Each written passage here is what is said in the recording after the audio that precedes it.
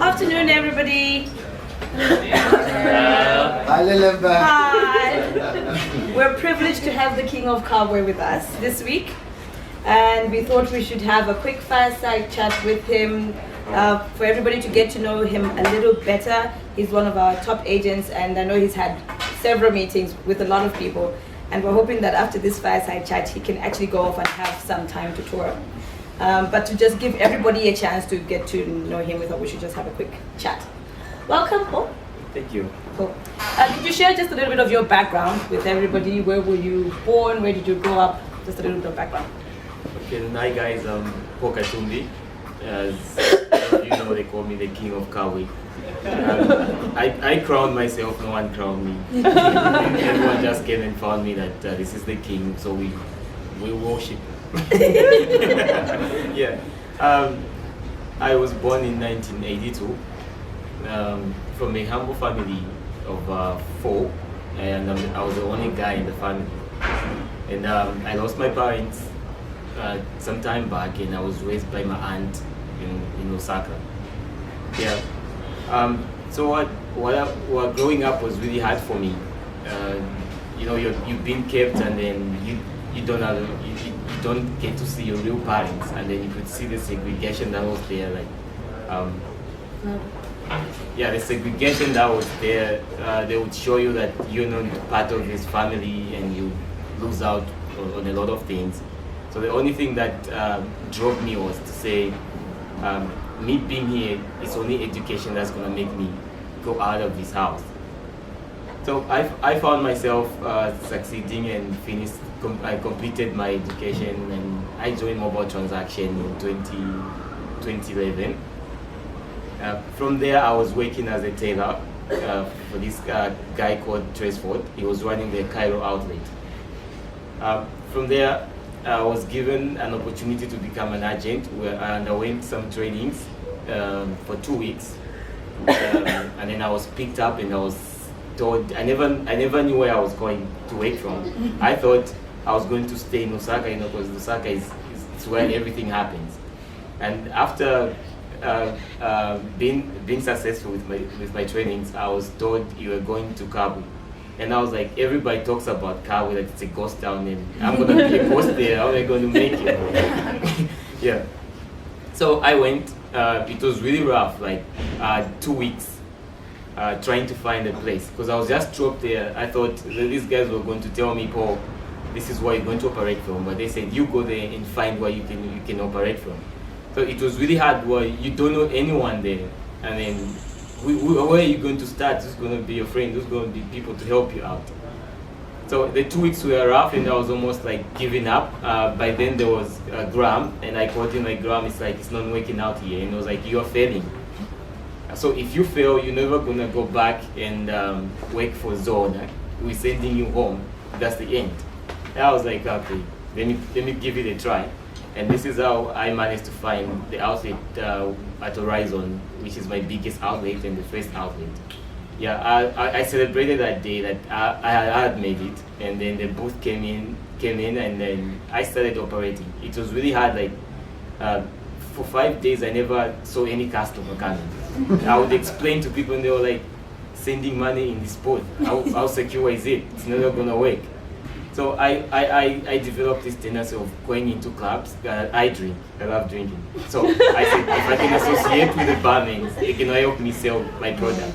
So I would sit at the counter and then buy a couple of beers for some guys there, and then I told them I'm from Zoona, mobile transaction by then. These are the flyers that I have. And the barman was like, no, you can leave them here, just put your number, and then we'll help you sell it. So I went into bars, from bars to bars, and I started seeing calls, and I would see somebody come to my booth and say, I got this flyer from a bar, and how does it work? So I would explain to them. I remember one customer, he came to me and said, how does it work? And I explained, and he was like, let me try do a transaction. So he did, and then he went, okay, we're gonna see. And 2 hours later, I saw him coming with a policeman, because the money wasn't successful.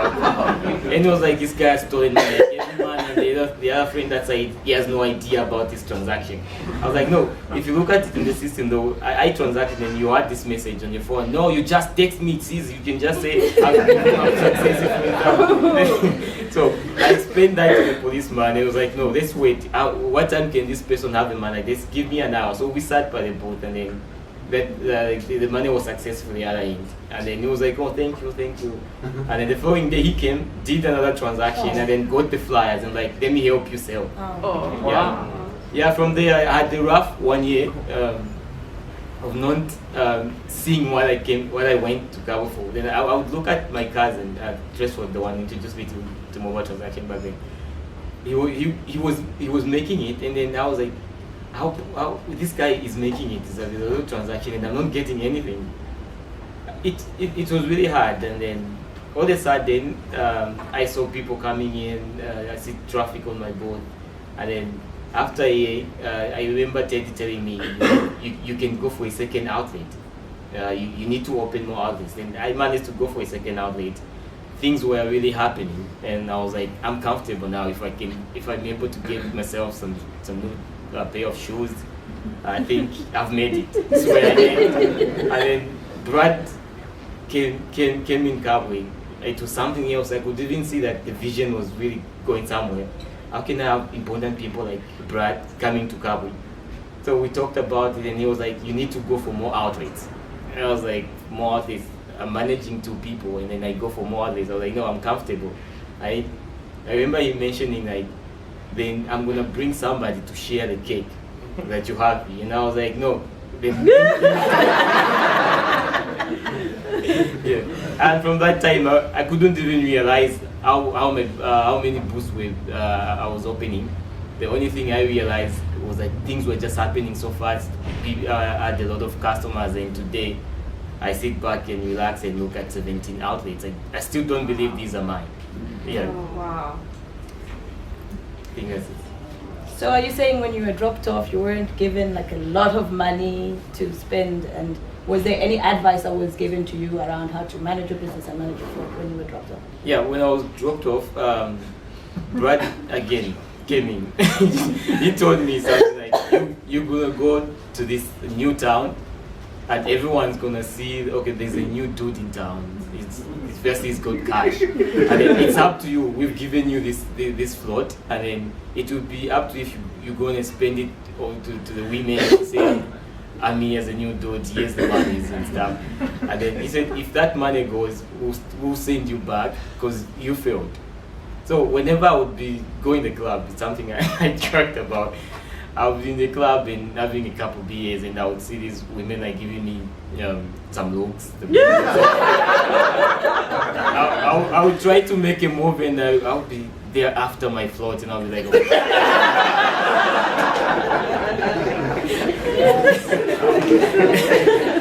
Yeah. So on my journey, I had to say to women first because they were going to take the float.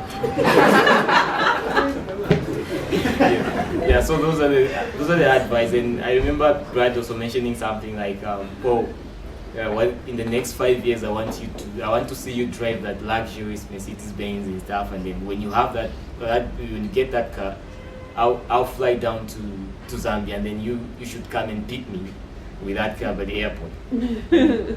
And with the 5 years he gave me, I managed to get my Mitsubishi Challenger. It's a big machine in 2 years. And it was interesting when I was attending the startup grind, and then Brad was there being interviewed, and then someone just came and announced like, the owner of ALX5260, you're blocking somebody. And then when I stood up, Brad looked at me and was like, hey, you got a car already? Yeah, so it was really good. So what kept you going in the first years when you were really feeling challenged and you were feeling like the business is not growing? What kept you going? What kept me going? I'm somebody who believes in there's a saying that goes, it's better to try and fail than fail to try. Yeah. So what really drove me was like, if this company is just starting and and these people, they just can't come from nowhere and come up with such concepts. They must have a vision. I mean, this bus, and in that bus there's a driver, and the driver knows where we are going. So let me just stay on board and see exactly where we're going and see what's there. So what I wanted to see with Zoona was to see the end, if we will sink or we'll still be there. Because I really wanted to have a story to tell, like I was there and I know where we're going. Yeah. So my main thing was wanting to know what lies where we're going. How many employees do you have now? I've employed 21. Yeah, so I just don't brag about 21. The main thing that makes me brag is that I'm looking at 21 families. Yeah. And how do you keep them motivated? How I keep them motivated is whenever I'm employing a teller, like now I don't train them, I've got somebody who trains them for me. So how I motivate them whenever when they finish their trainings, they're ready to work, I'll invite that person for a drink and then run through my life. Like they will just come and look at me and say, okay, Paul is successful, but I have to go back and show them where I'm coming from and give them that passion that they are working with somebody who knows what he is doing. Like mostly I tell them that, you know, when you want to have a role model in life, you just don't go and switch on the TV and then you say, I want to be like Jay-Z because Jay-Z is successful. Interact with people that are successful. So when you look at me, I share my story. Automatically you're gonna pick me as a role model, and whenever you want to do something, you'll be like, okay, there's somebody that I interact with that can make me go through these steps to success. And so the people that you used to hang out with when you got into Kabwe and business was not doing well, what do they say now? They don't believe it. Like I can talk about one guy. He saw me. He used to transact. He used to do transactions with Zoona. He would come to my board, and then when he does his transaction is done. He would leave me something like a 10 kwacha. He says, I know it's hot in there. You know? you need something for refreshment. You would brag about, you know, you would say things like, he's talking to a friend, no, I'm at this small container. Looks like a toilet. Then I would get up, say like, how can my office be a toilet? And then all of a sudden things change. So when he looks at me, he tells me, Paul, I saw you coming in, and I love your humbleness. But one thing, if I was to write a book about people that I've seen succeeding in life, I would talk about you.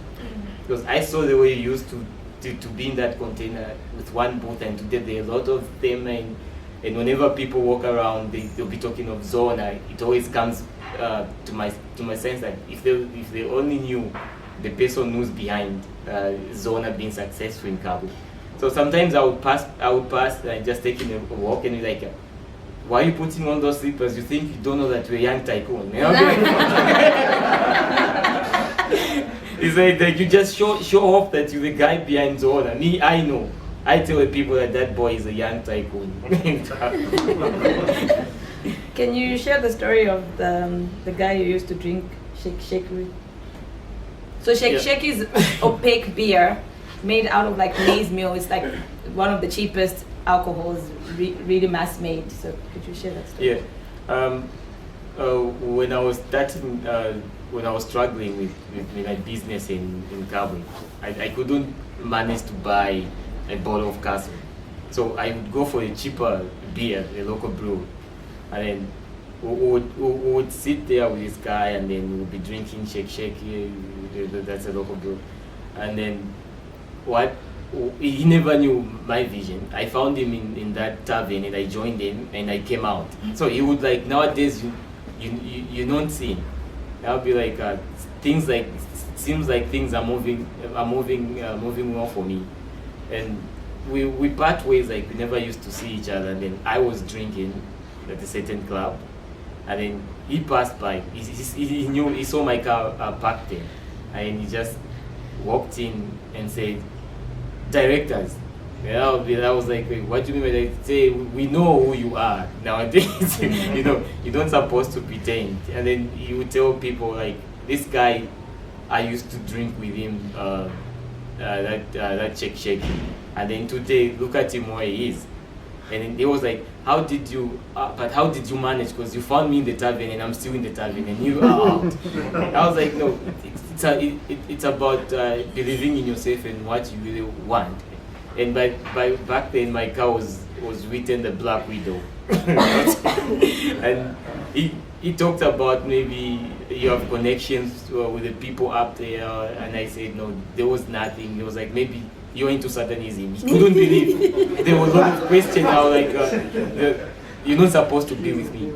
If you're using those terms, don't think those are the ways you can make it in life. So for you forever be like that because you don't believe that you can do it, or you only know that people that would make it, they need to do a lot of evil things and stuff. Yeah. So every time he sees me, he's still the same, and he tries by all means to avoid me. Yeah. So what's keeping you inspired now? Like now you are successful, you've got all of these employees. What's keeping you going? What's keeping you inspired? What keeps me inspired like nowadays? Like I use the F word the hard time. Go for it. Yeah, being in the right fucking dream team is what inspires me because I'm with these brains. Every day people are so innovative, they bring new products, and I just told myself I should keep on moving with these guys. Yeah. And family. Yeah. Now that I've got a baby girl, it's pressure now because I'm now a father, and when I fall down, she's never gonna get what she wants. I need to give her the life that I never had.